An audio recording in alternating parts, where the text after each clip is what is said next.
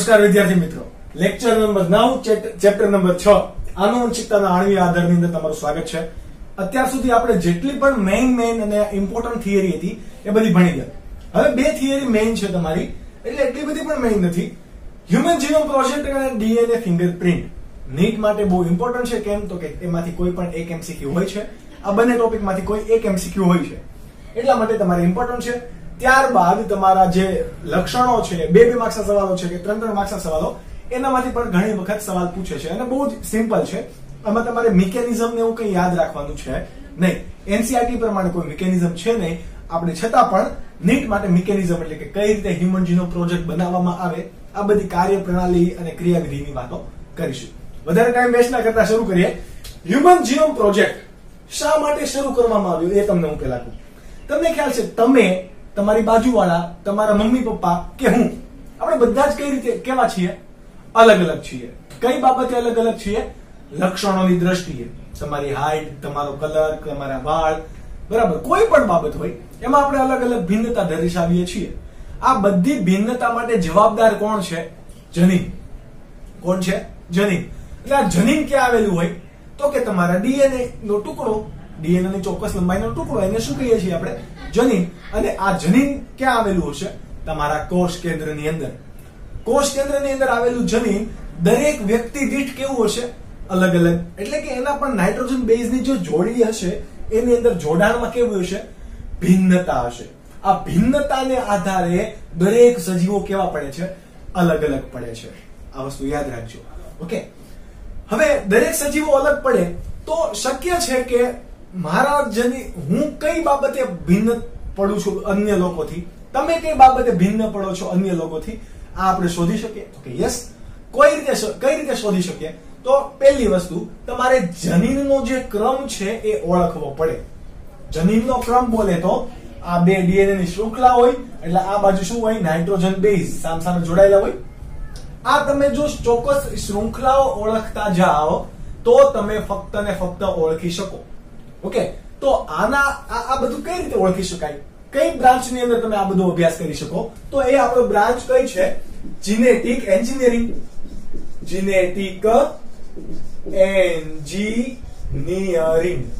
કોઈ એન્જિનિયરિંગમાં આટલો બધો સ્કોપ નથી, પરંતુ જીનેટિક એન્જિનિયરિંગમાં થોડો સ્કોપ છે। તમે લોકો 12 પાસ કરીને, એટલે કે 12 પાસ કરીને આની અંદર રિસર્ચ ફિલ્ડ ની અંદર પણ તમે જઈ શકો, ફોરેન્સિક સાયન્સ ની અંદર પણ જઈ શકો, ઓકે। સ્કોપ આમાં બહુ બધા સારા છે અને નવી બ્રાન્ચ છે, એટલા માટે પ્રેક્ટિકલ વર્ક અને લેબ વર્ક તમારે બધું કરવાનું હોય છે, કોઈ ફિલ્ડ વર્ક કરવાનું હોતું નથી।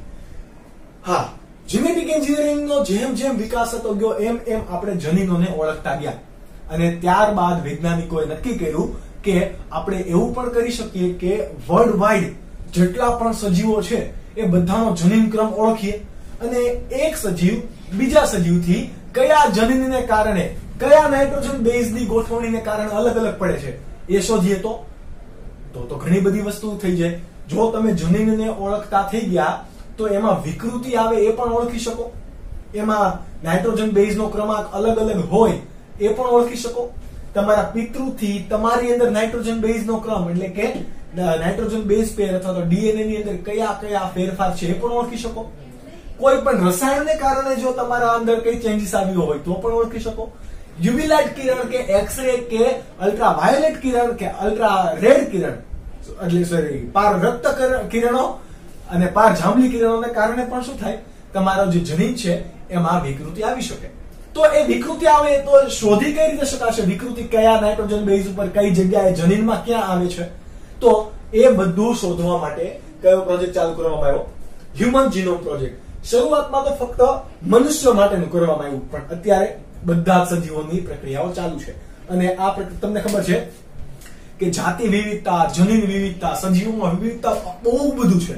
તો આ પ્રોજેક્ટ ક્યારેય પૂરા થવાના નથી। તો તમે આની અંદર તમારું રિસર્ચમાં જો તમને ઇન્ટરેસ્ટ હોય તો તમે તમારું કેરિયર આની અંદર ઝંપલાવી શકો છો, પણ એઝ ઇટ ઇઝ જે રિયાલિટી છે એ તમને કહી દઉં કે ઇન્ડિયાની અંદર આના સ્કોપ બહુ ઓછા છે। કેમ ઓછા છે? તો કે ઇન્ડિયાની અંદર તો એટલી સારી ઇન્સ્ટિટ્યૂટ પણ ઓછી છે કમ્પેર ટુ અધર કન્ટ્રી અથવા તો વેસ્ટર્ન કન્ટ્રીઝની અંદર। વેસ્ટર્ન કન્ટ્રીઝ બોલે તો કેનેડા, ઓસ્ટ્રેલિયા, વેસ્ટર્ન કન્ટ્રીમાં નહીં આવે, કેનેડા છે, યુએસએ છે, જર્મની છે, ફ્રાન્સ છે, તો આ બધાની અંદર બહુ બધા સારા સ્કોપ છે। ખાસ કરીને જર્મનીની અંદર વધારે. ઓકે, ઈસ્ટર્ન કન્ટ્રીઝ ની અંદર આપણે વાત કરીએ તો ન્યુઝીલેન્ડ છે, ઓસ્ટ્રેલિયા છે, આ બધી જગ્યાએ તમે જઈ શકો અને સારી એવા ફ્યુચર સ્કોપ પણ છે. ત્યારબાદ આપણે વાત કરીએ કે કોણે શરૂઆત કરી, તો તમારા વૈજ્ઞાનિક હતા ફ્રાન્સિસ કોલિન્સ. કોણ? Francis Collins. અને બીજો હતો રોડ્રિક. કોણ? રોડ્રિક. ક્યારે એને પ્રોજેક્ટ શરૂ કર્યો હતો કે 1990. આ બંને ઇનિશિયેટિવ હતા, પણ બંનેના એકલા હાથે થાય નહીં. આમાં સંસ્થાઓ ભાગ ભજવતી હોય, ઘણી બધી સંસ્થાઓ હોય.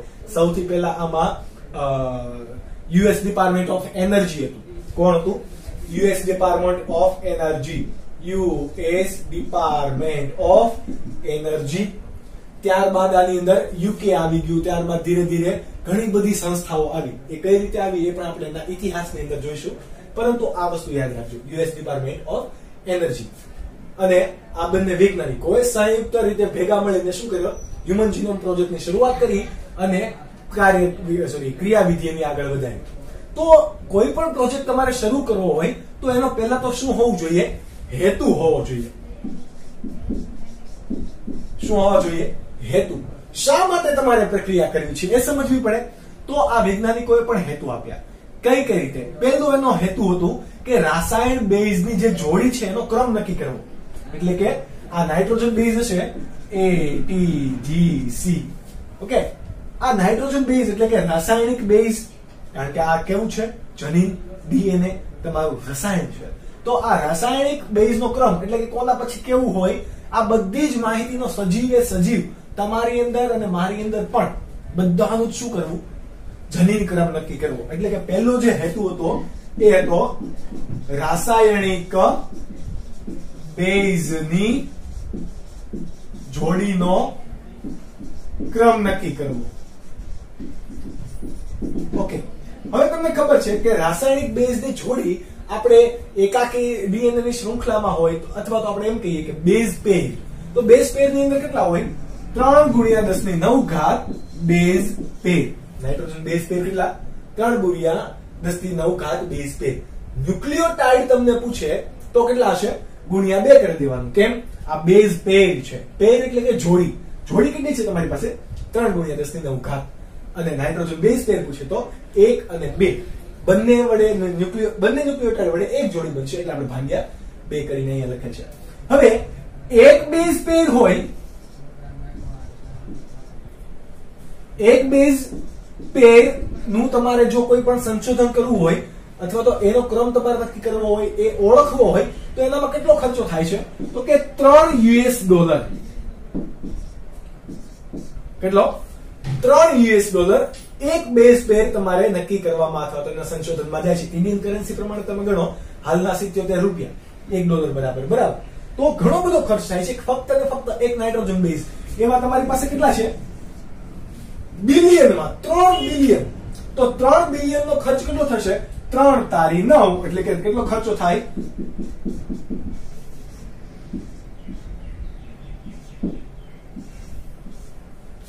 9 બિલિયન $. ખર્ચો થાય. હવે તો હવે આપણી કેપેસિટીની બહાર વહી ગયું. કેમ? તો કે 9 બિલિયન $. ને તમે ઇન્ડિયન કરન્સી પ્રમાણે કરો તો આપણા લગભગ આરોગ્ય ખાતાનું એટલું બજેટ માંડ હશે. ઓકે, તો એટલું બધું બજેટ જ નથી આપણી પાસે, તો આપણે આટલો પ્રોજેક્ટ ઇનિશિયેટ ના કરી શકીએ. એટલા માટે આનો સ્કોપ ક્યાં છે વધારે? ફોરેન કન્ટ્રી અથવા તો વેસ્ટર્ન કન્ટ્રીઝ કે જે વિકસિત દેશો છે એના અંદર બહુ વધારે સારો સ્કોપ છે. ચલો, આ વાત થઈ ગઈ નાઇટ્રોજન બેઝની. હવે પ્રશ્ન આવ્યો, ચલો તમે શોધી પણ લીધું, તમે પૈસા પણ ઇન્વેસ્ટ કરી દીધા, બધું જ કરી દીધું, રાખશો ક્યાં માહિતી? ક્યાં ચોપડીમાં રાખશો? આવી રીતે નોટ ડાઉન કરશો. આવી રીતે તમે નોટ ડાઉન કરો કે ચલો A, પછી એની પછી કયો જોવા મળે છે? તો કે T, પછી G, C. આવી રીતે તમે નોટ ડાઉન કરશો. જો નોટ ડાઉન તમે કરો તો સમજો તમારી પાસે કેટલા ન્યુક્લિયોટાઇડ છે? ન્યુક્લિયોટાઇડ કેટલા છે? 6 બિલિયન છે. અને બેઝ પેર કેટલા છે તમારી પાસે? 3 બિલિયન. તો તમારે કેટલા પેજ જોશે? સોરી, તમારે એક પેજની અંદર કેટલા તમે બેઝ પેરની માહિતી રાખો છો? 1000 બેઝ પેરની માહિતી રાખો તો તમારે એવા કેટલા પેજ જોઈએ? 1000 પેજ. તો થઈ જાય? તો કે નહીં. કેટલા થયા? ખાલી મિલિયન જ થયા. તો એની તમારે કેટલી બુક જોઈએ? 1000 પેજ વાળી 3300 બુક જોઈએ લખવા માટે. એ પણ કેટલો? એક વ્યક્તિનું તમારે જીનોમ પ્રોજેક્ટ અથવા તો જનીનિક માહિતી સંગ્રહવી હોય તો 3300 બુક જોઈએ. એ દરેક બુકની અંદર 1000 પેજ જોઈએ અને એક પેજ ઉપર તમે કેટલા ન્યુક્લિયોટાઇડની માહિતી લખેલી હોવી જોઈએ? 1000. હવે તમને ખ્યાલ છે તમારે 250 એવું ઘણા ગુજરાતીમાં સવાલ પૂછતા કે 250 શબ્દોમાં તમે નિબંધ લખો. તો 250 શબ્દોમાં તમે નિબંધ લખવા જાવ તો 4 પેજ થઈ જાય. તો એક પેજની અંદર તમે કેટલી 1000 શબ્દો તમે લખવાની ટ્રાય કરજો. પોસિબલ છે કે નહીં? પછી ગણજો 1000 શબ્દો લખાણા કે નહીં. એક પેજ ઉપર આ આટલું બધું પોસિબલ નથી. અને આ એક વ્યક્તિની એવી પાસે આપણી પાસે કેટલા બિલિયનોમાં કેટલા 7 બિલિયન સજીવ છે. ફક્ત અને ફક્ત મનુષ્ય નહીં. મનુષ્ય ફક્ત કેટલા છે? તમે ગેસ કરો. આપણી પાસે જાતિ વિવિધતા કેટલી? ધોરણ 11 ની અંદર સોરી ધોરણ 12 ની અંદર હજી તમે આગલા ચેપ્ટરમાં ભણશો. પણ જાતિ વિવિધતા જેમ વધારે છે એ પૈકી સૌથી વધારે ઉભયજીવી વધારે, ત્યારબાદ મનુષ્યનો ક્રમ તો બહુ પાછળ છે. કીટકોની અંદર પણ જાતિ વિવિધતા વધારે. હવે એમાં મનુષ્ય ફક્ત કેટલા છે? World wide 7 billion. અને ઇન્ડિયાની અંદર જોવા જઈએ તો આપણને ખબર છે 1.38 બિલિયન. આટલા બધા સજીવો. તો ઇન્ડિયન લોકોની જ માહિતી તમારે સંગ્રહવી હોય તો આખો ભારત દેશની બધી લાઇબ્રેરી ભરાઈ જાય. તો આ પોસિબલ નથી. તો તમારે શું કરવું પડે? કમ્પ્યુટર્સ તમારે લાવવા પડે. હવે તમને ખબર હોય કે આપણે નોવેલ્સ વાંચતા હોઈએ, બુક વાંચતા હોઈએ, તો એ આટલી બુકનો જથ્થો છે એ કેટલા બાઇટ રોકે? તો કે 100 MB જેટલી જગ્યા રોકે.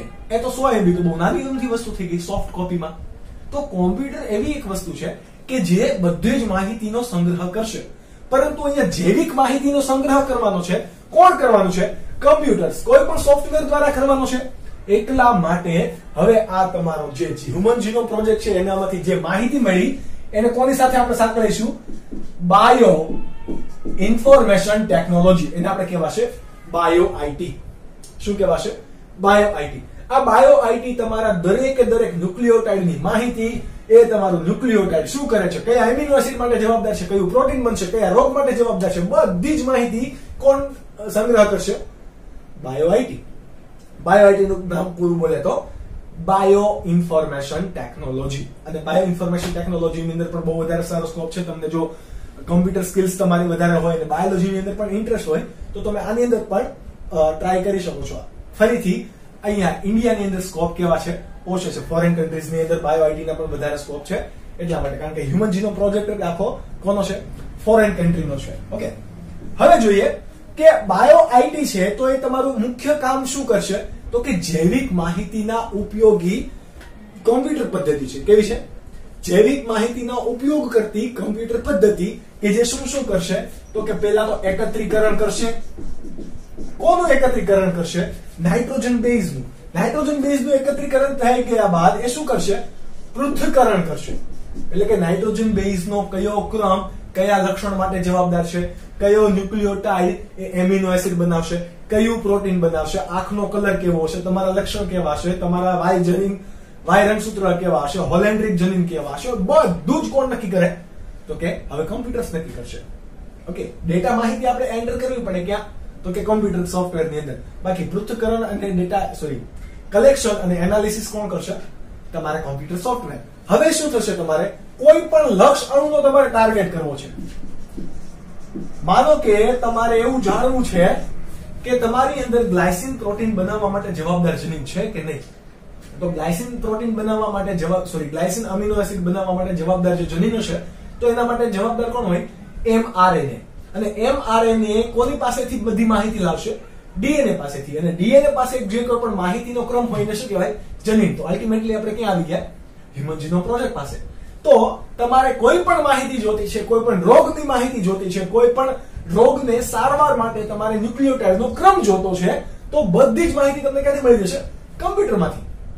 તો એટલા માટે હવે ચોપડા નહીં, ફિઝિકલ નહીં, પરંતુ સોફ્ટવેર, હાર્ડ કોપીમાં નહીં, પરંતુ કેવી સોફ્ટ કોપીની અંદર આપણે બધું ઝંપલાવ્યું કે જે કોની અંદર આવશે? Bio information technology. એ બધી જ માહિતીનો સંગ્રહ કરશે. જેમ કે જીનોમિક માહિતી હોય, જીનોમિક ચયાપચયિક માહિતીનો સંગ્રહ પણ કોણ કરે? કમ્પ્યુટર સોફ્ટવેર એટલે કે bio information technology. Bio information ટેકનોલોજીની વાત કરી દીધી, હેતુની વાત કરી દીધી. હવે આપણે વાત કરીશું કે હ્યુમન જીનોમ પ્રોજેક્ટના મુખ્ય લક્ષ્યાંકો કયા કયા હતા. શું મુખ્ય લક્ષ્ય કયું હતું? વોટ ઇઝ લક્ષ્ય? અર્જુનનું લક્ષ્ય આપણને કયું હતું? ખ્યાલ છે. અર્જુનનું લક્ષ્ય, પહેલું લક્ષ્ય એવું હતું કે આપણે દ્રૌપદીને જીતવાની છે. અને બીજું લક્ષ્ય કયું હતું? તો કે બીજું લક્ષ્ય હતું એનું કે માછલીની જે આંખ છે એ એનું લક્ષ્ય હતું. ઓકે, તો એવા હ્યુમન જીનોમ પ્રોજેક્ટના લક્ષ્ય કયા હતા? તો હવે પહેલું લક્ષ્ય એનું હતું કે મનુષ્યની અંદર જનીન કેટલા છે? તો લગભગ તમે માની લો 20,000 થી 25,000 જેટલા જનીન હોવાનો દાવો મુકાતો. એ સમયે જ્યારે હ્યુમન જીનોમ પ્રોજેક્ટ શરૂ કરવાનો હતો એ સમયે 20,000 થી 25,000 જનીનો હોવાનો દાવો હતો કે જે પહેલા કેટલો હતો? 80,000 થી વધારે પણ હતો. ત્યારબાદ ધીમે ધીમે ખબર પડી કે એટલા બધા જનીનો નથી. કેટલા છે? 20 થી 25,000 જેટલા હશે. ચલો, એને ઓળખો, એનું મુખ્ય લક્ષ્ય હતું. ત્યારબાદ તમને ખબર છે કે હમણાં આપણે વાત કરી કે નાઇટ્રોજન બેઝ પેર કેટલા છે? 3 બિલિયન બેઝ પેર ને શું કરવાના છે? ઓળખવાના. એ પણ એનો ટાર્ગેટ બની ગયો. આપણે ઓળખાઈ જાય તો હવે આપણે લઈને આવ્યા બાયો ઇન્ફોર્મેશન ટેકનોલોજી. તો એની અંદર શું કરશું? તો કે આ નાઇટ્રોજન બેઝ ઓળખાઈ ગયા તો એના શું બનાવવા? ડેટાબેઝ બનાવવું. ડેટાબેઝ બોલે તો સોફ્ટવેર ની અંદર આપણે ડેટા એન્ટ્રી કરવી, એટલે કે ડેટા બેઝમાં સંગ્રહ કરવો. એ પણ બહુ મોટો ટાસ્ક છે, કારણ કે બિલિયન ઓફ ન્યુક્લિયોટાઇડ્સ ને તમે કઈ રીતે એન્ટ્રી કરવો એ પણ બહુ મોટો ટાસ્ક છે. અને એના માટે પણ બહુ મોટી ટીમ જોઈએ, ઘણા બધા એમ્પ્લોઈઝ જોઈએ કે જેને આપણે રિક્રુટ કરી શકીએ અને એ લોકો પણ રોજગારી મેળવી શકે. ત્યારબાદ ચોથું જે લક્ષ્ય હતું એ ચોથું લક્ષ્ય હતું કે ડેટાબેઝ ની અંદર જેટલું પણ માહિતી સંગ્રહ છે એના એનાલિસિસ કરવી. એનાલિસિસ કરવી તો કઈ રીતે કરવી? એના માટેની પદ્ધતિ કઈ છે? એટલે કે ડેટા એનાલિસિસ માટેના સાધનો વિકસાવવા, ત્યારબાદ એની પદ્ધતિ વિકસાવવી, અને છેલ્લે બધું જ કોઈ પણ પ્રક્રિયા હોય છેલ્લે હંમેશા લક્ષ્ય કયું હોય કે જે જૈવિક બાબતો છે, એટલે કે જે જીવંત વસ્તુઓ છે એનો હંમેશા ફાયદો થાય. એટલા માટે પાંચમું એક લક્ષ્ય હતું. જેમ કે અત્યારે કોરોના પેન્ડેમિક ચાલે છે તો વેક્સિન શોધવાની પ્રક્રિયા ચાલે છે. તો વેક્સિન શોધવાનું કામ શા માટે શોધવી પડે એમ છે? તો કે વૈશ્વિક કલ્યાણ માટે, વૈશ્વિક શાંતિ માટે એ કાયદાકીય રીતે, નૈતિક રીતે, બધી જ રીતે, એટલે કે એથિકલ, લીગલ અને સોશિયલી. કઈ એથિકલ, લીગલ અને સોશિયલી, સામાજિક, કાયદાકીય અને નૈતિક રીતે. તમને આવું ઘણી વખત પૂછશે ELS. તો નૈતિક, લીગલ બોલે તો કાયદાકીય અને સોશિયલ બોલે તો સામાજિક. સામાજિક કોઈ પણ સમસ્યા હોય આનો શું કરવો? ઉકેલ લાવવો. હવે તમને થાય સર આમાં વળી હે ની સમસ્યા. હવે તમારા મમ્મી પપ્પા કોણ છે તમને કેમ ખબર પડે? આપણે પાસે તો કોઈ પ્રૂફ છે નહીં. સમજો તો તમારી પાસે એક જ વસ્તુ છે. શું? DNA fingerprinting. તો DNA ફિંગરપ્રિન્ટિંગ પણ થશે કોના લીધે? જો તમને જનીનનો ક્રમ ખબર હશે તો. જનીનનો ક્રમ કોના લીધે ખબર છે? હ્યુમન જીનોમ પ્રોજેક્ટ છે. તો આ બધા એના શું થઈ ગયા? મુખ્ય લક્ષ્ય. આ 5 લક્ષ્ય કે જે તમને ફરીથી 2 માર્ક્સ ની અંદર પૂછશે, એટલા માટે મોસ્ટ આઈએમપી છે. આટલું તમે નોટ ડાઉન કરી લો. ત્યારબાદનો ટોપિક છે કે આ હ્યુમન જીનોમ પ્રોજેક્ટ બનતું હતું તો એની અગત્યતા શું હતી? શું? તો કે અગત્યતા કઈ હતી? અગત્યતા પહેલાની તમને થોડીક માહિતી આપી દઈએ કે હ્યુમન જીનોમ પ્રોજેક્ટના આપણે લક્ષ્યાંકો વાત કરી એ NCERT સિવાયનો એક તમને લક્ષ્યાંક કે જેટલા પણ સજીવો છે એ બધાનો શું કરવો? જનીન આલેખ તૈયાર કરવો. એટલે કે એક જનીન બીજા જનીનથી કેટલું દૂર છે, બે અલગ અલગ લક્ષણો માટેનું જનીન વચ્ચેનું અંતર કેટલું છે, એટલે કે કેટલા સેન્ટીમોર્ગન છે, આ પણ નક્કી કરવો એ હ્યુમન જીનોમ પ્રોજેક્ટનો એક લક્ષ્ય હતું. બરાબર. પરંતુ એ તમને NCERT માં આપેલું છે નહીં. અગત્યતાની વાત કરીએ એ પહેલા આપણે જોઈએ કે હ્યુમન જીનોમ પ્રોજેક્ટ આપણે ફ્રાન્સિસ કોલિન્સ અને રોડ્રિક નામના વૈજ્ઞાનિકે શરૂ કર્યું. એની સાથે કઈ કઈ સંસ્થા હતી આપણે પહેલા વાત કરી કે US ડિપાર્ટમેન્ટ ઓફ એનર્જી, કયો? US ડિપાર્ટમેન્ટ ઓફ એનર્જી અને જે બીજો હતો એ પણ કંપની હતી NaOH, એટલે તમે નામ સાંભળતા હશો, સોડિયમ હાઇડ્રોક્સાઇડ, પરંતુ અહીંયા તમારું એક છે NIOH, એટલે કે નેશનલ ઇન્સ્ટિટ્યૂટ ઓફ હેલ્થ. કઈ આખું નામ? National institute of health. આ તમારી આખી શું થઈ ગયું? નામ થઈ ગયું. આ તમને એક માર્ક્સના MCQ ની અંદર પૂછી શકે અને ઘણીવાર 4 માર્ક્સમાં નીટમાં પણ પૂછે, ટ્રુ ફોલ્સ વાળા સવાલોની જેમ. તો આ બંને કંપની શરૂઆતની અંદર પ્રોજેક્ટ જ્યારે શરૂ થયો હ્યુમન્સનો પ્રોજેક્ટ, ત્યારે શરૂઆતમાં બંને કંપનીનો સાથ હતો. ત્યારબાદ કોણ આવ્યું? તો કે શરૂઆતના વર્ષની અંદર વેલકમ નામનું ટ્રસ્ટ હતું. વેલકમ ટ્રસ્ટ ક્યાંનું હતું? તો કે યુકે, યુનાઇટેડ કિંગડમ, ઉત્તરાખંડ નહીં. ઓકે, વેલકમ ટ્રસ્ટ હતું ઉત્તરાખંડ, યુપી, આ બધા લોકો હજી બહુ બધા પાછળ છે. ઓકે, તો શરૂઆતમાં હ્યુમન્સનો પ્રોજેક્ટની અંદર યુકે સૌથી પહેલા ભાગીદારી દર્શાવી. ત્યારબાદ તમારા ચીન છે, ફ્રાન્સ છે, જર્મની, ત્યારબાદ ઇટાલી, જાપાન, આ બધા દેશો આની અંદર જોડાઈ ગયા અને ઇન્ડિયા પણ ધીરે ધીરે જોડાઈ ગયું. ઓકે, તો આ વાત થઈ ગઈ એની હ્યુમન પ્રોજેક્ટની બેઝિક માહિતીની. આ વસ્તુ તમે નોટ ડાઉન કરી લેજો. ઓકે, હવે વાત કરીએ આપણે એની અગત્યતા. તો અગત્યતા એક એવી હતી કે જેટલા પણ સજીવો જોવા મળે છે, શું જેટલા પણ સજીવો જોવા મળે છે એની અંદર શું હોવાનું છે? DNA હોવાનું છે. તો DNA માં શું આવવાનું છે? ભિન્નતા આવવાની. તો આ ભિન્નતા ઓળખવી, ભિન્નતાને કારણે ઘણા બધા રોગો આવવાના. તો આ રોગોને ઓળખવા, રોગ આવશે તો એના માટેની કોઈ સારવાર શોધવી, સારવાર શોધવા માટેની પદ્ધતિમાં પણ આ હ્યુમન જીનોમ પ્રોજેક્ટ કામ આવી શકે એમ છે. તો આ બધા એની શું છે? અગત્યતા. ઓકે, આ બધું તમે નોટ ડાઉન કરતા રહેજો. લગભગ તમને NCERT માં આપેલું હોય તો પણ તમે ટોપિક વાઇઝ આની માહિતી તમે લખતા રહો અને તમને બેઝિક યાદ રાખવામાં પણ મદદ કરશે. ત્યારબાદ છે એક મેઇન અગત્યતા, તો કે આપણે મનુષ્ય છીએ. આપણે મનુષ્ય છીએ તો આપણને આપણું બાયોલોજી તો ખબર જ હોવું જોઈએ. એટલે કે આપણું શરીર કઈ રીતે કામ કરે છે, કઈ રીતે ફંક્શનિંગ કરે છે એ ખબર જ હોવી જોઈએ. એટલા માટે તો કે મનુષ્યના જીવ વિજ્ઞાન ને સમજવું. ત્યારબાદ ફક્ત મનુષ્ય નહીં, મનુષ્ય સિવાય વનસ્પતિ, ઘણા બધા બેક્ટેરિયા, યીસ્ટ, ડ્રોસોફિલા, સિનોરિડિટી એલિગન્સ, માનવ, હ્યુમન જીનોમ, સોરી HIV, ત્યારબાદ તમારું ઉંદર છે, માઇસ, ઘણા બધા, આની સિવાયના પણ ઘણા બધા સજીવો છે. આ બધાની અંદર પણ આ DNA નો ક્રમ નક્કી કરવો, ભિન્નતા નક્કી કરવી. એના કૃષિ પાક આપણે લઈ લઈએ તો કૃષિ પાકની અંદર DNA ના કયા લક્ષણો, DNA નો કેવો ક્રમ હશે તો એ સારા લક્ષણો અથવા તો પાકની ફળદ્રુપતા અથવા ઉત્પાદકતા માટે જવાબદાર છે. એ બધું આપણે વિકસીને પર્યાવરણીય અસરથી પણ કઈ રીતે એને બચાવી શકાય, આ બધી જ પ્રોસેસ આપણે કરી શકીએ. એટલે કે વનસ્પતિના કે મનુષ્યના કે અન્ય કોઈ પણ સજીવના હિતમાં આપણે પગલા લઈ શકીએ. એટલે ફક્ત આ મનુષ્ય પૂરતું સીમિત નહોતું, ઘણા બધો લાંબો ટાઈમ ચાલ્યો. કેટલો લાંબો ટાઈમ ચાલ્યું? તો કે 1990 માં આપણે હમણાં વાત કરી શરૂઆત થઈ હતી અને એ 13 વર્ષ ચાલીને 2003 ની અંદર મનુષ્ય માટેનો આ પ્રોજેક્ટ પૂરો થયો. કેટલા વર્ષ ચાલ્યો? 13 વર્ષ મનુષ્ય માટે. પરંતુ આજે પણ ઘણા અન્ય સજીવો અને ઘણી બધી જનનિક ચયાપચયની ખામીઓ, સારવાર, જેમ જેમ નવા રોગો આવતા જાય એમ એની ડ્રગ શોધવી, આ બધી પ્રોસેસ ચાલુ છે. ઓકે, આ 13 વર્ષ સૌથી પહેલા હ્યુમન જીનોમ પ્રોજેક્ટ આપણે જે વાત કરીએ એ આપણો પૂરો નતો થયો, પરંતુ સૌથી પહેલા કયા સજીવનો પૂરો થયો?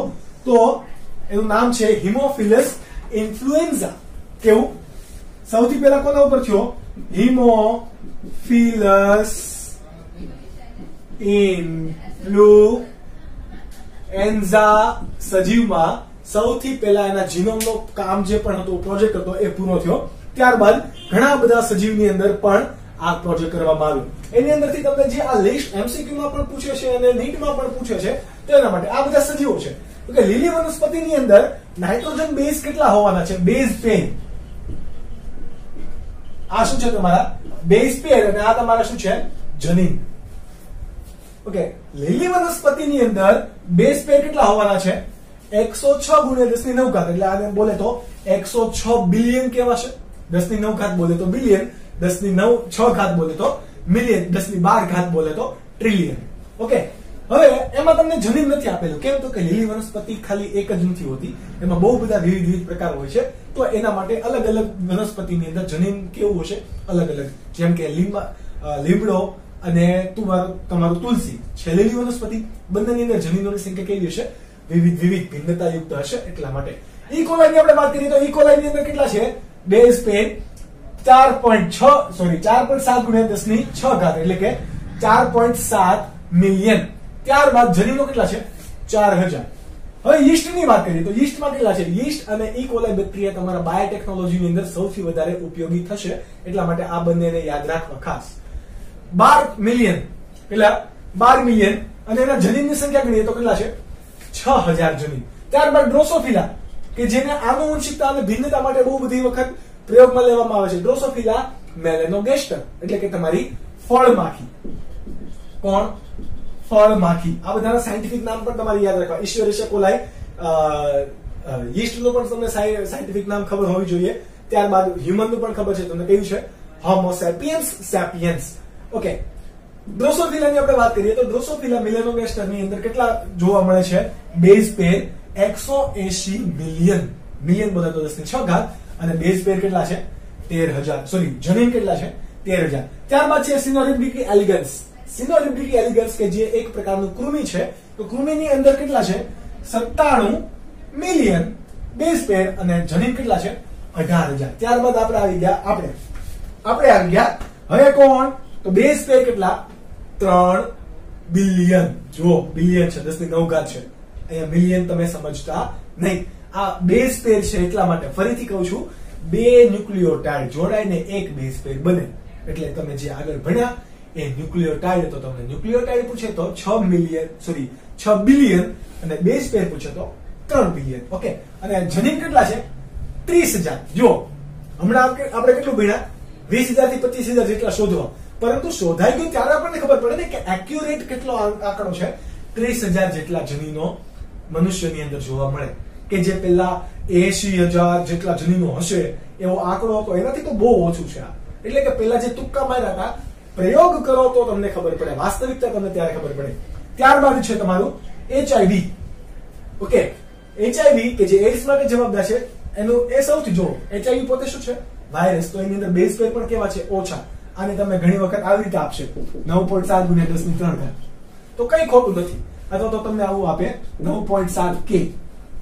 k બોલે તો 10 ની 6 ઘાત, m બોલે તો 10 ની k બોલે તો 10 ની 3 ઘાત, m બોલે તો 10 ની 6 ઘાત અને b આપેલો હોય જેવી રીતે મનુષ્યમાં આપેલું હોય 3b.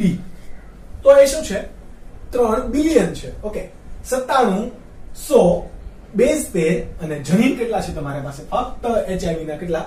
9. ત્યારબાદ ઉંદર લઈએ. ઉંદર એટલે કે અહીંયા તમારું કોણ થશે? માઇસ. કોણ? માઇસ. રેટ નહીં. ત્યારબાદ હવે તમે એવું નહીં અહીંયા લોજિક લગાડતા, ઉંદરાની માસી ને એવું બધું, એવું અહીંયા લોજિક નહીં લગાડતા. ઓકે, ઉંદર હશે તો 2.6 ગુણ્યા 10 ની 6 ઘાત તમારા નાઇટ્રોજન બેઝ પેર અને એની અંદર પણ જનીન કેટલા જોવા મળે છે? 30000 જનીન જોવા મળશે. આ ચાર્ટ તમારા માટે ખૂબ ઇમ્પોર્ટન્ટ છે. MCQ પણ પૂછાય છે અને નીટમાં પણ પૂછાય છે. તમે નોટ ડાઉન કરી લો. હવે જોઈએ કે આ હ્યુમન જીનોમ પ્રોજેક્ટ બનતો હતો તો કઈ રીતે એ તમારે ડીએનએ ને અલગ તારવવાનો, કઈ રીતની પદ્ધતિ થાય, એટલે કે આપણે એની ક્રિયાવિધિ જોઈશું. ફરીથી આ નીટ માટે ઇમ્પોર્ટન્ટ છે.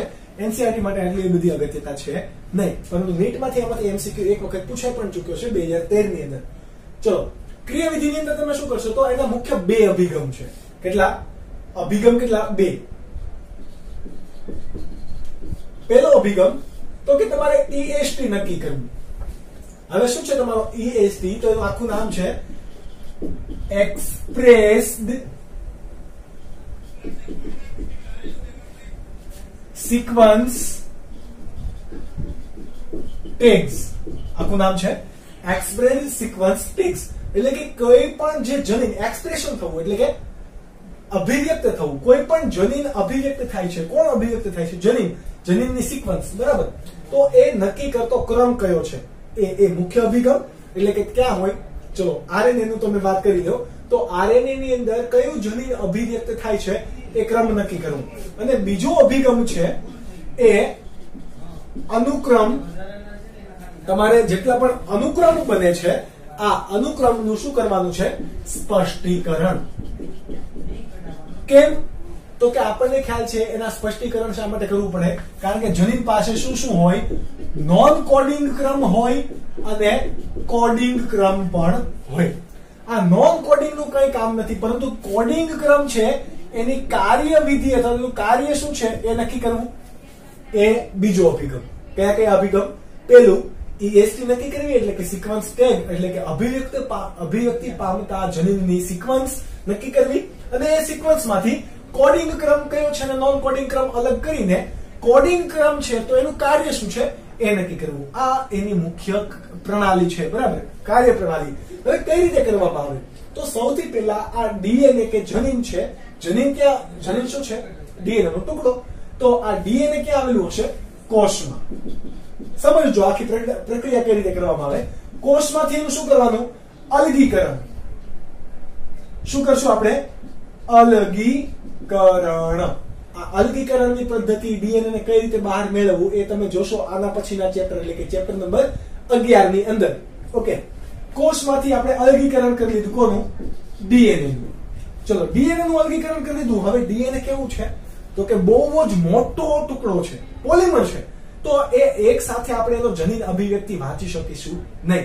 પરંતુ તમે ચેપ્ટર નંબર 11 માં ભણશો કે તમારા ડીએનએ નો જે કોઈ પણ ક્રમ છે એ ડીએનએ ના ક્રમ પર કોઈ ચોક્કસ જગ્યાએ શું આવેલું હોય? પોલીમોર્ફિક શૃંખલા આવેલી હોય. કઈ આવેલી હોય? પોલીમોર્ફિક શૃંખલા. ઓકે, પોલીમોર્ફિક શૃંખલા. હવે એમાં કેવો હશે? મલયાલમ વાળો ક્રમ એટલે કે 5:3 દિશામાં વાંચો તો કેવો તમને દેખાશે? સમાન રીતે વાંચી શકાય એવો ક્રમ આવેલો હોય. એ બે ક્રમ વચ્ચેનું જે ઘટક છે એ તમારો કોના તરીકે વર્તશે? સામાન્ય રીતે જનીન તરીકે ઓળખાય. એટલે કે એ કોઈ લક્ષણોની અભિવ્યક્તિ કરતો હોય. કોની વચ્ચેનો? બે પોલિન્ડ્રોમિક ક્રમ વચ્ચેનો. અને આ પોલિન્ડ્રોમિક ક્રમ વાંચી તો તમારે આ જનીનને અલગ પાડવો હોય તો તમારે અહીંયાથી શું કરવો પડે? કટકો કરવો પડે. આ કટકો કરવા માટે કોણ ઉત્સેચક વપરાશે? ન્યુક્લિએઝ. કયો? ન્યુક્લિએઝ ઉત્સેચક વપરાશે. હવે કયો ન્યુક્લિએઝ? કારણ કે ન્યુક્લિએઝના બે પ્રકાર પડશે, એન્ડોન્યુક્લિએઝ અને એક્સોન્યુક્લિએઝ. એમાંથી એક્સોન્યુક્લિએઝ છે એ ડીએનએ ના છેડા પર કાર્ય કરશે, વચ્ચે નહીં કાર્ય કરે. જ્યારે એન્ડોન્યુક્લિએઝ એ વચ્ચે કાર્ય કરશે. તમારે ડીએનએ ને અહીંયાથી કાપવો છે તો વચ્ચેથી તમારે કાપો. એઝ ન્યુક્લિક એસિડ ને કાપવાનું છે. એઝ એટલે કે ન્યુક્લિક એસિડ ને પાચન કરતો ઉત્સેચક અથવા તો કટકા કરતા ઉત્સેચક. તો વચ્ચેથી કાપવાનો. કયો ઉત્સેચક કાર્ય કરશે? એન્ડોન્યુક્લિએઝ ઉત્સેચક કાર્ય કરશે. આ એન્ડોન્યુક્લિએઝ ઉત્સેચક કાર્ય કરશે તો એના પોલિન્ડ્રોમિક ક્રમ કેવા થશે? કપાશે. અને આ પોલિન્ડ્રોમિક ક્રમ કપાશે એટલે કેવા બનાવશે? ચીપકુ છેડા બનાવશે. જુઓ, એક છેડો લાંબો, એક છેડો ટૂંકો. તો આવા પ્રકારના છેડાને શું કહેવાશે?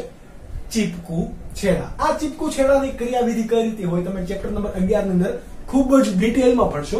પરંતુ અત્યારે આ સામાન્ય માહિતી છે. ઓકે, તમે ડીએનએ નો લાંબો પોલિમર લઈ લીધો. એના હવે તમે શું કરશો? ટુકડા કરશો. કોની મદદથી કરશો ટુકડા? તો કે તમારો ઉત્સેચક છે એન્ડોન્યુક્લિએઝ. આ એન્ડોન્યુક્લિએઝ ડીએનએ ને પોલિન્ડ્રોમિક શૃંખલા, સોરી પોલીમોર્ફિક નહીં, પોલિન્ડ્રોમિક શૃંખલાથી કાપશે. પોલિન્ડ્રોમિક શૃંખલાથી કટ કરશે. એટલા માટે ત્યાં શું બનશે? છેડા બનશે. તમને એમ થાય કે સર શા માટે આપણે ડીએનએ ને કાપી નાખ્યું? ડીએનએ ને ભાઈ કાપવું પડે કારણ કે આખું ડીએનએ ની અંદર 30,000 જનીન છે. હમણાં આપણે ભણી ગયા કેટલા? 30,000. તો આપણે એના શું કરવાના છે? ટુકડા કરવાના છે. કારણ કે આપણે એક જનીનનું કામ જોવું છે. એક જનીનની અંદર એક જનીન કઈ રીતે અભિવ્યક્તિ થાય છે, એક જનીનની અંદર કયા કયા નાઇટ્રોજન બેઝના ક્રમ છે એ જાણવું હોય. એટલા માટે શું કરવા પડશે? ટુકડા કરવા પડશે. પછી આ જનીનના ટુકડા કરી લીધા. હવે આ ટુકડા એક જનીનની પછી કયા લક્ષણ માટેનું જનીન આવેલ છે એ માટે આપણે શું નક્કી કરશું? જનીન આલેખ નક્કી કરીશું. શું નક્કી કરીશું? આલેખ. ટુકડા કરીને એનું શું નક્કી કરવાનું? આપણે કાર્ય શોધીશું. કાર્ય ખબર પડી જાય ત્યારબાદ આપણે એનું શું કરીશું? તો કે કોડિંગ ક્રમ નક્કી કરીશું. શું નક્કી કરવાનું? કોડિંગ ક્રમ, એટલે કે કયા કયા ન્યુક્લિયોટાઇડનો બનેલો છે એ. ત્યારબાદ શું નક્કી કરીશું? તો કે જનીન આલેખ ગોતીશું. જનીન આલેખ એટલે કે એક જનીનના ટુકડા પછી તમે ટુકડા કરી દીધા, હવે તમારી પાસે મિશ્રણ છે. ડીએનએ તમે ચીપિયાથી પકડી નહીં શકો, એ તમારું દ્રાવણમાં મિશ્રણ હશે. તો આપણે એને ગોઠવવા કઈ રીતે? તો કે પ્રણાલી આપણે કઈ યુઝ કરવાના? તો કે ફક્ત ને ફક્ત કોમ્પ્યુટર દ્વારા જ પોસિબલ છે, મનુષ્ય દ્વારા આ પોસિબલ છે નહીં. તમે જનીનોના ટુકડા કરી લીધા એટલે તમારી પાસે શું હશે? પોલિન્ડ્રોમિક ક્રમ હશે. હવે આવી કોઈ શૃંખલા છે GAATTC, GAATTC, આવો તમારો પોલિન્ડ્રોમિક ક્રમ થઈ ગયો. પોલિન્ડ્રોમિક ક્રમમાંથી તમે એન્ડોન્યુક્લિયસ ઉત્સેચક આ રીતે ટુકડા બનાવે છે. તો કયા કેવા ટુકડા બનશે? G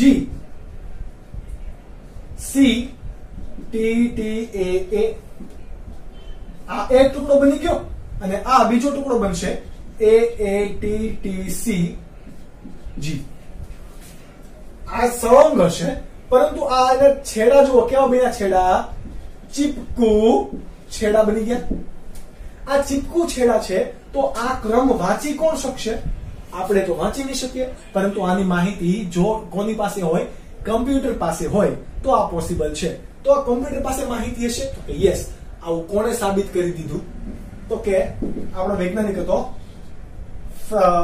સિંગર નામનો વૈજ્ઞાનિક. એ સિંગરનું નામ હતું ફ્રેડરિક સિંગર. Frederick singer. આ ફ્રેડરિક સિંગરે શું કર્યું? તો કે ફ્રેડરિક સિંગરે કમ્પ્યુટર એવી પદ્ધતિ વિકસાવી કે જેના દ્વારા આપણે અનુક્રમ નક્કી કરી શકીએ. એટલે કે કયું જનીન કોના પછી હશે, એના પછી કયું જનીન હશે, આ નક્કી કરવાની પદ્ધતિ કોણે વિકસાવી? ફ્રેડરિક સિંગરે. બરાબર. એટલે કે એ પદ્ધતિને કહેવાશે આચ્છાદન પદ્ધતિ. કઈ પદ્ધતિ? આચ્છાદન પદ્ધતિ. એક જનીન પછી કયું જનીન ગોઠવાય એનું શું કરવું? આચ્છાદન કરવું. આ પદ્ધતિ કોના દ્વારા કરી શકાશે? કમ્પ્યુટર દ્વારા. અને એ કોણે શોધ્યું? ફ્રેડરિક સિંગર નામના વૈજ્ઞાનિકે. આ વૈજ્ઞાનિકે આટલું શોધી લીધું, પરંતુ હવે તમે સમજો કે એક જનીનનો તમે ટુકડો, ડીએનએ માંથી એક તમે ટુકડો લીધો તો એ કદાચ ફેલ થયો તો ફેલ થવાની શક્યતા વધારે છે. એટલા માટે તમે ટુકડાનું શું કરશો? એક ટુકડો નહીં, એમાંથી ઘણી બધી નકલો બનાવશો. શું બનાવશો? ઘણી બધી નકલો. તમારે એક ટુકડો ફેલ પણ થઈ જાય, કારણ કે જે બહુ માઇક્રો લેવલે, નેનોમીટરના લેવલે તમારે કાર્ય કરવાનું હોય તો શક્ય છે કે તમારા અહીંયા ઘટકો કેવા થઈ જાય? ફેલ થાય. તમારી પ્રોસેસમાં કોઈ ખામી આવી જાય, ટેકનિકલ એરર આવે તો પ્રોસેસ અટકી જશે. એટલા માટે હવે તમે કરશો શું? તો આપણી પાસે એક જ વસ્તુ સિમ્પલ છે કે એનું શું કરો? ક્લોનિંગ કરો. ક્યાં લખીએ આપણે? હા, શું કરો? ક્લોનિંગ કરો.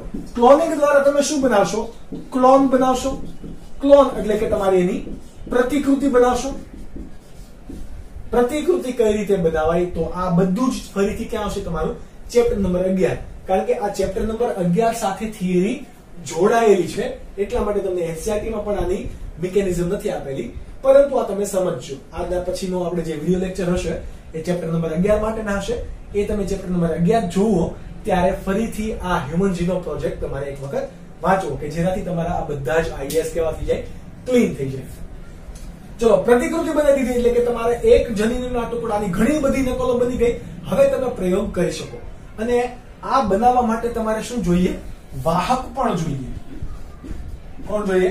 વાહક જોઈએ, યજમાન જોઈએ, આવા અન્ય સજીવો જોઈએ. એટલે કે જે નકલ બનાવી શકતા હોય એ. તો આપણને ખ્યાલ છે કે કોણ આવી નકલ બનાવી શકે? તો આપણે પ્લાઝમિડ, આપણી પાસે એક વસ્તુ છે. શું છે? પ્લાઝમિડ. તો પ્લાઝમિડ સ્વયંજનન પામી જાય. જો પ્લાઝમિડની અંદર આપણે ઈચ્છિત જનીનનો ટુકડો દાખલ કરી દઈએ, હવે પ્લાઝમિડ સ્વયંજનન પામવાનું છે તો આપણો ઈચ્છિત ડીએનએ નો ટુકડો જે નાનો અમથો હતો, જેટલી વખત સ્વયંજનન પામશે એટલી વખત ડીએનએ નો ટુકડો પણ સ્વયંજનન પામશે. એટલા માટે એક પ્લાઝમિડ છે. ત્યારબાદ તમારું છે બેક્ટેરિયોફેજ. બેક્ટેરિયોફેજ સિવાય તમારા છે YAC અને BAC, અને ત્રીજું પણ છે કોસ્મિડ. આ કોસ્મિડ, બેક્ટેરિયોફેજ, YAC, BAC, લેમ્ડા ફેજ, આ બધું જ તમે ફરીથી ભણશો ચેપ્ટર નંબર 11 ની અંદર. YAC નું પૂરું નામ બોલે તો yeast artificial chromosome, yeast artificial chromosome. અને BAC નું પૂરું નામ બોલે તો બેક્ટેરિયલ આર્ટિફિશિયલ ક્રોમોઝોમ. આ બધા જ કોના તરીકે કાર્ય કરશે? વાહક તરીકે, યજમાન તરીકે કાર્ય કરશે. અને એ શું બનાવશે? ઘણી બધી નકલ બનાવશે. એટલે કે DNA નો ટુકડો એક, એમાંથી ઘણી બધી નકલ બની ગઈ, એટલે એનું શું થયું? પ્રવર્ધન થયું. નકલ બની, એના સંખ્યામાં વધારો થયો એટલે પ્રવર્ધન કહેવાશે. પરંતુ આ કોઈ જૈવિક પદ્ધતિ વડે થઈ. અત્યારે કૃત્રિમ પદ્ધતિ વડે કરવામાં આવે છે. કૃત્રિમ પદ્ધતિનું નામ છે PCR. કઈ? PCR બોલે તો પોલિમરેઝ ચેઇન રિએક્શન. આ પદ્ધતિ તમે ફરીથી ક્યાં ભણશો? ચેપ્ટર નંબર 11 ની અંદર.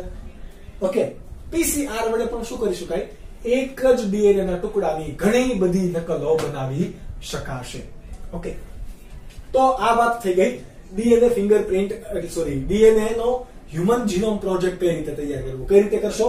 તો કે કોષમાંથી DNA નું અલગીકરણ કરશો, એ DNA ના તમે ટુકડા કરશો, ટુકડા કરીને એનું શું કરશો? પ્રવર્ધન કરશો. કઈ રીતે કરશો? તો કે ક્લોનિંગ કરીને એનું, ત્યારબાદ ક્લોનિંગ કરીને અથવા તો PCR દ્વારા ઘણા બધા ટુકડાની નકલ બનાવી લીધી.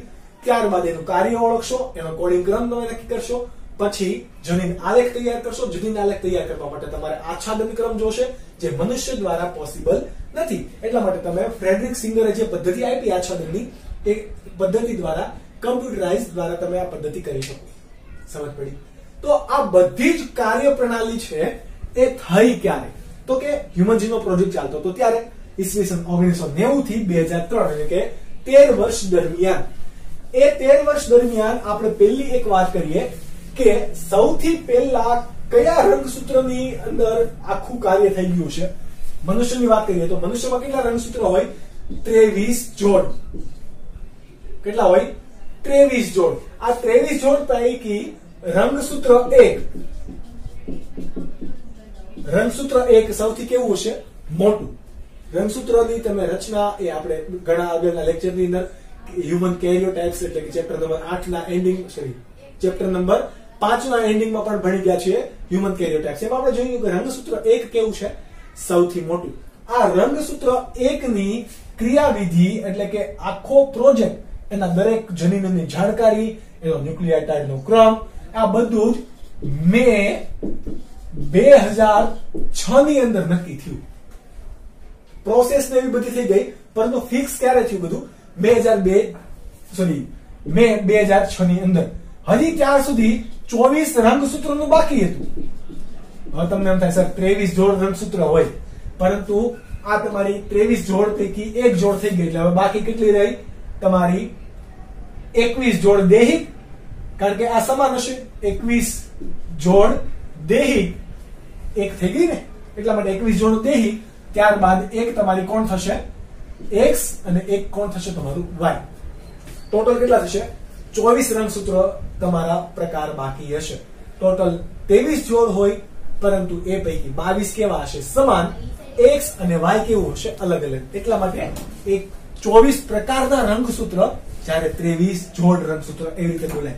તો એ 24 રંગસૂત્રનું ક્રિયાવિધિ અને એનો જનીનનો ક્રમ નક્કી કરવાનો કેવો હતો? બાકી હતો. આ વસ્તુ તમારું છે નીટ માટે. અને આ લેક્ચર તમારે ચેપ્ટર નંબર 11 એન્ડ થશે ત્યાં સુધીમાં તમને ઘણો બધો નવો ખ્યાલ પણ આવશે. ચેપ્ટર નંબર 11 જ્યારે પૂરું થાય ત્યારે ફરીથી આ હ્યુમન જીનોમ પ્રોજેક્ટને તમારે ધ્યાનથી વાંચવો અને ભણવો. આપની તમે નોટ્સ પણ બનાવી શકો. હવે જોઈએ હ્યુમન જીનોમ પ્રોજેક્ટના વિશિષ્ટ લક્ષણો કયા કયા છે. ચલો, વિશિષ્ટ લક્ષણોની અંદર આપણે જોઈએ કે મનુષ્યની અંદર માનવ જીનોમ કે એક્ઝેક્ટ આંકડો તમને અહીંયા આપેલો છે. કેટલો? 3164.7 10⁶ બેઝ પેર. તમને આને બીજી રીતે કઈ રીતે લખી શકો? 3.164 7 × 10⁹ આ એક્ઝેક્ટ આંકડો છે તમારો. બેઝ પેર મનુષ્યના જીનોમની અંદર જોવા મળે. ત્યારબાદ દરેક રંગસૂત્ર છે એ કેટલા જનીનનો ધરાવશે? 3000. દરેક જનીન છે એ કેટલા નાઇટ્રોજન બેઝ ધરાવશે? 3000 નાઇટ્રોજન બેઝ ધરાવશે. ઓકે, લાંબા, પરંતુ આ બધાની અંદર સમાન નહીં હોય. કેવું છે? આ સરેરાશ છે. જોજો, સરેરાશ એટલે કે એવરેજ લીધેલું, કોઈકની અંદર બહુ બધા હશે, કોઈકની અંદર બહુ ઓછા હશે. જેમ કે તમારી પાસે લાંબામાં લાંબો જનીન છે, એનું નામ છે ડિસ્ટ્રોફિન, કે જે કેટલા ધરાવે 2.4 મિલિયન એટલે કે 2.4 ગુણ્યા 10⁶ બેઝ ધરાવે. ઓકે, તો એવરેજ કેટલા છે? ફક્ત 3000. તો કોઈકનામાં વિવિધતા જોવા, કોઈકનામાં નહીં, બધામાં વિવિધતા જોવા મળે. જેમ જનીનનું કદ મોટું એમ એના અંદર નાઇટ્રોજન બેઝની સંખ્યા કેવી? વધારે. જેમ જનીનનું કદ નાનું એમ નાઇટ્રોજન બેઝની સંખ્યા કેવી? ઓછી. તો એની અંદર વિવિધતા પણ જોવા મળશે. હવે આપણા પાસે ટોટલ તમને ખ્યાલ છે કે મનુષ્યની અંદર કેટલા છે? 30,000 જનીનો છે, કે જે પહેલા કેટલા કહેવાતા? 80K એટલે કે તમારા 80,000 કે 80,000 થી પણ વધારે. કેટલા? તો કે 80,000 થી વધારે જનીનોનો જે અંદાજ હતો 145 કે તમે લઈ લો. ઓકે, એનાથી કેટલા જોવા મળે છે? ફક્ત 30,000, કે જે કેટલા છે? ઓછા છે. એટલે આ એનું શું થયું? વિશિષ્ટ લક્ષણ થયું. ત્યારબાદ જેટલા ન્યુક્લિયોટાઇડ છે એમાંથી દરેક સજીવમાં 99.9% માં શું મળે છે? સમાનતા જોવા મળે. ફક્ત 0.01% ની અંદર ભિન્નતા હોય, કે જે દરેક સજીવની અંદર કેવો પડશે? ભિન્નતા માટે જવાબદાર હશે. 99.9% કેવા હશે? સમાન. હવે જેટલા પણ જનીનો શોધાઈ ગયા છે એ પૈકી ફક્ત 50% જનીનોનું કાર્ય તમારું અત્યારે કેવું છે? જાણીતું છે, ને 50% જનીનોનું કાર્ય કેવું છે? અજાણ્યું. એટલા માટે તમે સમજી ગયા કે અહીંયા તમારા સ્કોપ વધી ગયા. સ્કોપ છે તમારો, હ્યુમન જીનોમ પ્રોજેક્ટનો ભાગ બની જાઓ, સાયન્ટિસ્ટ બનો, તો તમારા પાસે સ્કોપ છે. હવે જેટલા પણ કાર્યો જેટલા શોધાણા એ કાર્યોમાંથી ફક્ત 2% કરતા પણ ઓછા જનીનોનું શું કાર્ય છે? પ્રોટીન નિર્માણ કરવું. 50% કાર્યોનું 50% જનીનનું કાર્ય જાણીતું છે. એ પૈકી 2% કરતા પણ ઓછા જનીનો કેવા છે? પ્રોટીન માટે જવાબદાર છે. હવે રંગસૂત્ર વાઇઝ જોઈએ તો રંગસૂત્રનું કદ પણ કેવું હોય? અલગ અલગ. જેમ કે તમારું રંગસૂત્ર 1 છે, તો રંગસૂત્ર 1 સૌથી મોટું હશે, તો એની અંદર કેટલા જનીન છે? 2968. 2968 તમે એવી રીતે યાદ રાખી શકો. જ્યારે સૌથી નાનું વાય રંગસૂત્ર. વાય રંગસૂત્ર એટલા માટે નાનું કારણ કે લૈંગિક આપણે લીધું છે, એટલે જો દૈહિક પૂછે તો 22મા નંબરનું રંગસૂત્ર થશે. અહીંયા 231 જનીન ધરાવે છે. કયું? વાય રંગસૂત્ર, કે જે ફક્ત કોની અંદર જોવા મળે? પુરુષની અંદર જોવા મળે. હવે હ્યુમન જીનોમ પ્રોજેક્ટની અંદર વાત કરીએ તો મોટા ભાગના હ્યુમન જીનોમની અંદર જે જનીનનો ક્રમ છે એ પુનરાવર્તિત ક્રમનો બનેલો છે. કેવો? પુનરાવર્તિત. જુઓ, પુનરાવર્તિત ક્રમનો બનેલો છે. એ પૈકી ઘણા ઘટકો 100 થી 1000 વાર પુનરાવર્તિત થાય છે. આવું ક્યારે ખબર પડી હોય? જ્યારે ડીએનએ ના ક્રમ ઉપર જનીનોની અને ન્યુક્લિયોટાઇડનો ક્રમ જ્યારે નક્કી થતો હોય કે કયો ક્રમ હશે, તો ત્યારે ખબર પડે કે ઘણા એવા જનીનોના પુનરાવર્તિત ભાગ છે કે જે 100 થી 1000 વાર પુનરાવર્તિત થાય છે. નાઇટ્રોજન બેઝનો ક્રમ રિપીટેટિવ હોય. ઓકે, એ પુનરાવર્તિત ક્રમનું કોઈ કામ નથી, એટલે કે કોઈ રોગ માટે જવાબદાર નથી, કોઈ લક્ષણ માટે જવાબદાર નથી, રંગસૂત્રના કદ માટે જવાબદાર નથી, પરંતુ એક પેઢીમાંથી બીજી પેઢીમાં રંગસૂત્રોની ગતિ થાય એના માટે જવાબદાર છે. એટલા માટે એ શું આપે? ઉદ વિકાસની માહિતી પૂરી પાડે. કોણ? પુનરાવર્તિત ક્રમ. હવે વૈજ્ઞાનિકો જ્યારે સંશોધન કરતા હતા તો એને ડીએનએ ના ચોક્કસ ક્રમ ઉપર એવા 1.4 ગુણ્યા 10⁶ સ્થાન એવા મળ્યા કે જ્યાં ફક્ત એક ન્યુક્લિયોટાઇડના ક્રમમાં શું હોય? તફાવત જોવા મળે. બીજા બધા કેવા? સમાન. એટલે એક જ ન્યુક્લિયોટાઇડનો ક્રમ તફાવત. તમારી અને મારા અંદર કોઈ નાઇટ્રોજન બેઝનો એવો ક્રમ છે, એમાં એક લક્ષણ એટલે કે એડેનિન ગ્વાનિન તમારું આ રીતે છે, મારામાં આ રીતે હશે. આટલું ઊંધું ચેન્જ જો થાય તો પણ લક્ષણોની અંદર શું જોવા મળે? ભિન્નતા જોવા મળે. તો એવા કેટલા સ્થાનો વૈજ્ઞાનિકોએ શોધ્યા? તો કે 1.4 મિલિયન. હવે એને શું કહેવાશે એવા સ્થાનોને? તો કે સિંગલ ન્યુક્લિયોટાઇડ પોલીમોર્ફિઝમ સિક્વન્સ. એવા ક્રમને શું કહેવાશે? SNPS. સ્નિક્સ પણ વચાય અને આને બીજું શું વચાશે? પૂરું નામ એનું શું છે? Single nucleotide polymorphic sequence. Polymorphism નહીં, સોરી, પોલીમોર્ફિક સિક્વન્સ. આનું શું થઈ ગયું? પૂરું નામ થઈ ગયું. હવે ત્યારબાદ આપણે ટૂંક સમયની અંદર વૈજ્ઞાનિકોનું એવું કહેવું છે કે 1200 થી વધારે જનીનો કાર્ડિયોવાસ્ક્યુલર એટલે કે હૃદય રોગના, ધમનીના, શિરાના આ કોઈ પણ રોગ છે એ ચેતાતંત્ર કે અંતઃસ્ત્રાવ સંબંધિત રોગો હોય, જેમ કે પાર્કિન્સન્સ, અલ્ઝાઇમર, આ બધા રોગ. ડાયાબિટીસ એટલે કે અંતઃસ્ત્રાવી રોગ થઈ ગયો, ચેતાતંત્ર યુક્ત રોગ કયો? અલ્ઝાઇમર છે, પાર્કિન્સન છે, તો એ ચેતાતંત્ર યુક્ત રોગ થયા. એ કેન્સર જેવા રોગો માટે પણ જવાબદાર કેટલા છે? 1200 થી વધારે જનીનો છે, એવું આપણે ટૂંક સમયની અંદર સાબિત કરીશું. આટલા જ ફક્ત વિશિષ્ટ લક્ષણો નથી, પરંતુ આ હ્યુમન જીનોમ પ્રોજેક્ટને કારણે આપણે પાકની ઉત્પાદકતા, એની ગુણવત્તા વધારી શકીએ, એટલે કે ખોરાક સારી ક્વોલિટી વાળો આપણે મેળવી શકીએ છીએ. એવી રીતે જ પશુઓનું ઈચ્છિત આપણે સંકરણ કરાવવું હોય તો પણ કરાવી શકીએ છીએ. આ બધા જ લક્ષણો માટે જવાબદાર કોણ છે? Human genome project. એટલે કે આ એક વરદાન રૂપ પ્રોજેક્ટ છે. કેવો છે? વરદાન રૂપ પ્રોજેક્ટ. આ પ્રોજેક્ટના આવતા સાથે જ એક મનુષ્યના જીવ વિજ્ઞાન ક્ષેત્રની અંદર એક ક્રાંતિ આવી ગઈ. ક્રાંતિ આવી એના પરિણામે ઘણા બધા સંશોધનો થયા અને આપણે જે 19મી સદી સુધી જાણતા નહોતા એ માત્ર એક સદીની અંદર ઘણા બધી વસ્તુ આપણે જાણવા માંડ્યા. અને જેમ જેમ વધારે આપણી પાસે નોલેજ થતું ગયું, એવી રીતે નવા ક્રિયાવિધિ આવતી ગઈ, નવા સાધનો આવતા ગયા, નવી ટેકનોલોજી આવતી ગઈ, પદ્ધતિ વિકસાવી અને આપણું નોલેજ વધતું ગયું. પ્રેક્ટિકલી પણ આપણે આગળ વધી ગયા, પરંતુ આપણે ક્યાંક ને ક્યાંક માણસાઈ એમાં ખોઈ બેસ્યા. પણ તમે જો વૈજ્ઞાનિક બનો તો આ વસ્તુ તમે કરતા નહીં. તમે ડોક્ટર પણ બનો તો પણ આવી વસ્તુ કરતા નહીં. તમારી માણસાઈ તમે ખોતા નહીં. લોકોને લૂંટી લેવા વગેરે કામ કરવાનું નહીં. ચલો, ત્યારબાદનું કામ છે કે ઉપયોગો ક્યાં ક્યાં થાય છે? કોના? તો કે હ્યુમન જીનોમ પ્રોજેક્ટના ઉપયોગો. ઉપયોગો માટે આપણે અહીંયા 6 મેઇન બાબતો યાદ રાખશું.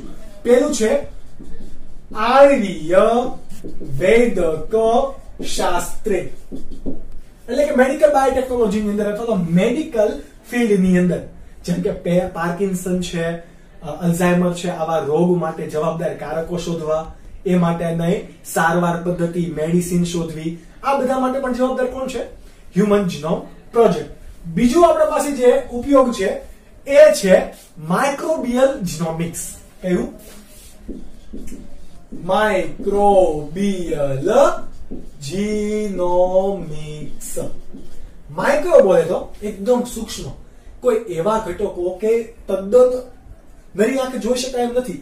માઇક્રોસ્કોપની અંદર, ઇલેક્ટ્રોન માઇક્રોસ્કોપની અંદર તમે જોઈ શકો છો એવા કોઈ ઘટકો કે જે રોગજન્ય છે, એટલે કે રોગજન્ય જંતુ, એને ઓળખો, પછી ત્યારબાદ તમે એમાંથી ક્લિનિંગ પ્રક્રિયા કરો, ક્લિનિકલ પ્રક્રિયા કરો, એટલે કે એની સારવાર કરો, એના એ રોગકારક વડે જે કોઈ પણ રોગ ફેલાય છે એને તમે અટકાવી શકો એ માટેની પદ્ધતિ શોધો, નવા ઉર્જાના સ્ત્રોત મેળવો. કોનામાંથી?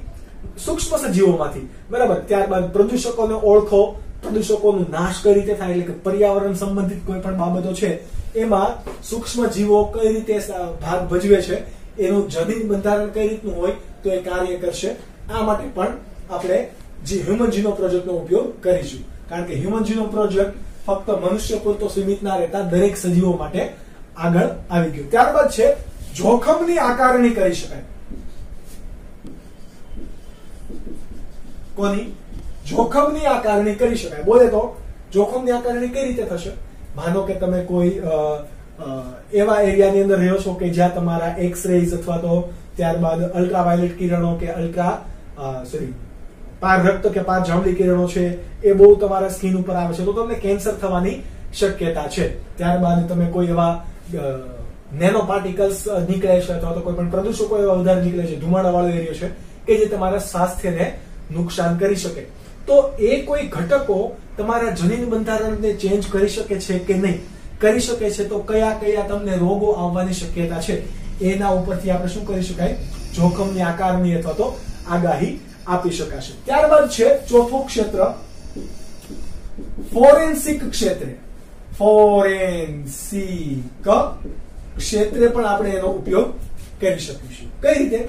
ફોરેન્સિક તો તમને ખબર છે કે સીઆઈડી માં પેલો કે કુછ તો લોચા હે, એટલે પેલો ડોક્ટર આવે કયો? ડોક્ટર રસ્તોગી. તો આ ડોક્ટર રસ્તોગી એ ફોરેન્સિક લેબ ની અંદર કાર્ય કરતો હોય સીઆઈડી માં. ઓકે, તમે કદાચ જોયું હશે સીઆઈડી. ફોરેન્સિક ક્ષેત્રે એટલે કે તમારા માતૃ પિતૃ કોણ નક્કી કરવા? ગુનેગાર કોણ એ નક્કી કરવો.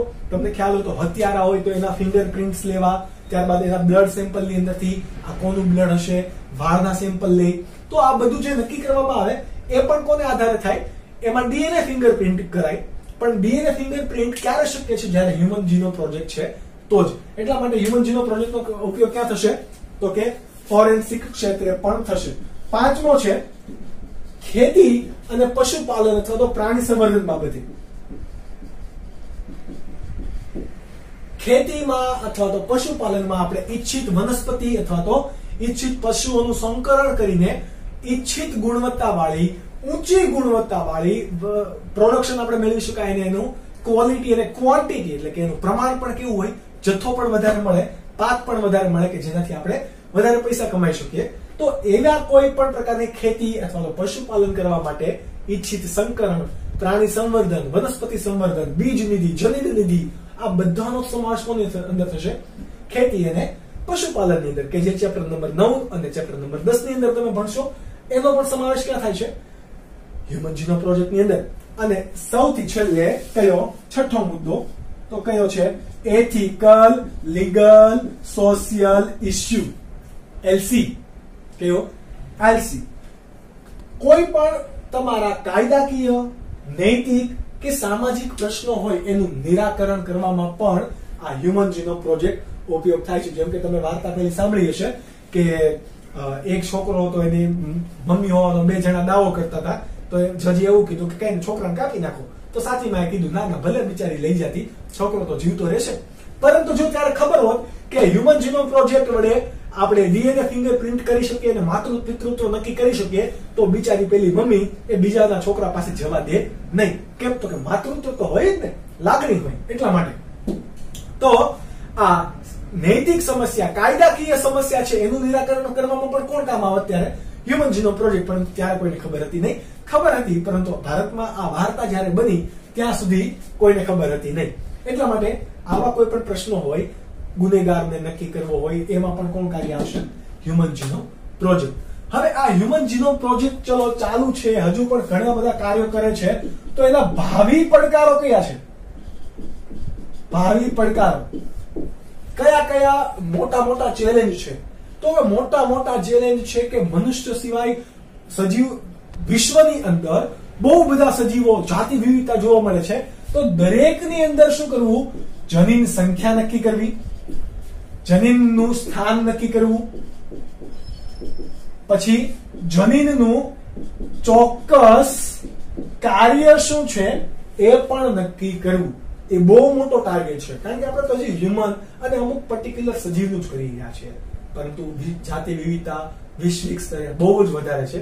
આ દરેક સજીવની અંદર આપણે કરીએ તો એમાંથી ઘણા બધા ફાયદા, ગેરફાયદા, કોઈ પણ નુકસાન હશે, કોઈ પણ દવા હશે, આ પણ આપણને મળી શકે. તો એના માટે દરેક આ એક બહુ મોટો ફ્યુચર માટેનો ચેલેન્જ છે. એટલા માટે આપણે કીધું ભાવિ પડકાર. ત્યારબાદ છે ડીએનએ ક્રમ ઓળખવું. આ દરેક જનીન ઓળખાઈ જાય તો એનો શું કરવો? ડીએનએ ક્રમ ઓળખવો અને એની રચના કઈ રીતે થઈ છે એનું વર્ણન કરવું. કારણ કે ડિસ્ક્રાઇબ કરવું અઘરું છે, ક્રમ ખબર પડી જાય છતાં પણ ડિસ્ક્રાઇબ કરવું કેવું છે? અઘરું છે. ત્યારબાદ જનીનોનો ક્રમ કયો કયો છે એ તમારે યાદ રાખવું. એટલે કે જનીનોના ક્રમ આધારિત વર્ણન કરી રોગો થવાની સંભાવના શોધવી. એટલે કે જે ફ્યુચરમાં રોગ થવાના છે એને જ પહેલેથી જ આપણે શું કરી દઈએ? નાશ કરી દઈએ, કે જે મનુષ્ય કે કોઈ પણ સજીવ સૃષ્ટિ ઉપર એની આફત આવી પડે નહીં. જેવી રીતે અત્યારે કોરોના આવી ગયો છે, તો જો પહેલેથી જ આપણને ખબર હોત કે કોરોના આવે તો આ વસ્તુ કરવું ને, વેક્સિન એટલે કે રસી આવી રીતે બનાવવી, તો એટલી બધી આફત અત્યારે જે છે એટલી હોત નહીં. તો એ પણ શું આપણે કરવું? તો કે એવા સજીવોની અંદર પણ જનીન ક્રમ આધારિત વર્ણન કરી એમાં રોગો થવાની જે કોઈ પણ સંભાવના છે એ બધાનો આપણે એનાલિસિસ કરવું. રોગ થવાની સંભાવના છે તો એનો નાશ કઈ રીતે કરવો એ પદ્ધતિ ઓળખવી. ત્યારબાદ એક વસ્તુ છે કે આપણે ભણી ગયા જનીન ચોક્કસ સમયે જ અભિવ્યક્ત થાય છે, તો દરેક જનીનની અભિવ્યક્તિ માટેની પદ્ધતિ શોધવી. દરેક જનીન, કયું જનીન ક્યારે અભિવ્યક્ત થાય છે અને કઈ રીતે અભિવ્યક્ત થાય છે એ દરેક જનીનની અભિવ્યક્તિ પણ શોધવી. આ મુખ્ય તમારા શું છે, ભાવિ પડકારો. તો અહીંયા સુધીનો આપણો આ ટોપિક રાખીશું. ત્યારબાદ ભણીશું કે ડીએનએ ફિંગરપ્રિન્ટ કોને કહેવાય, ડીએનએ ફિંગરપ્રિન્ટ કઈ રીતે બનાવવામાં આવે, કઈ કઈ પદ્ધતિ હોય, એની ક્રિયાવિધિ કઈ હોય, કયા કયા ક્ષેત્રે એનો ઉપયોગ કરી શકાય અને કઈ કઈ રીતે અત્યાર સુધી આપણને કોઈ ઉપયોગી બની છે. ત્યાં સુધી તમે વાંચતા રહો, ભણતા રહો, એમસીક્યુ સોલ્વ કરતા રહો. બાય બાય અને ટેક કેર.